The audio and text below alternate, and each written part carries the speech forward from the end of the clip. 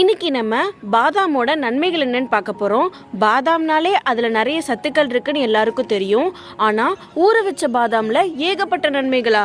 வாங்க அது என்னன்னு பார்க்கலாம். 4 இல்ல 5 பாதாம் எடுத்துக்கோங்க. ஓவர் நைட் தண்ணியில ஊற போட்டுருங்க. அந்த ஓவர் நைட்ல அமேசிங் சேஞ்சஸ் அங்க நடந்து காலையில ரெடியா இருக்கும்.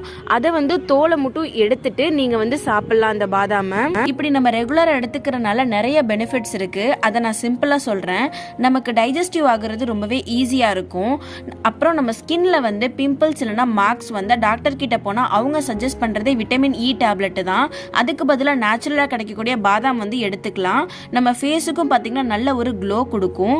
வெயிட் லாஸ் பண்றவங்க இது தாராளமா எடுத்துக்கலாம். பிரெக்னன்சி விமன்ஸ் எடுத்துக்கலாம். அவங்க எடுத்துக்கிறனால பேபிக்கும் பாத்தீங்கன்னா நிறைய சத்துக்கள் கிடைக்கும். மாதிரி ஏகப்பட்ட நன்மைகள் இருக்கு. அப்புறம் ஏன் யோசிக்கிறீங்க? நீங்களும் டெய்லியும் சாப்பிட ஸ்டார்ட் பண்ணுங்க. ஆரோக்கியமா இருங்க.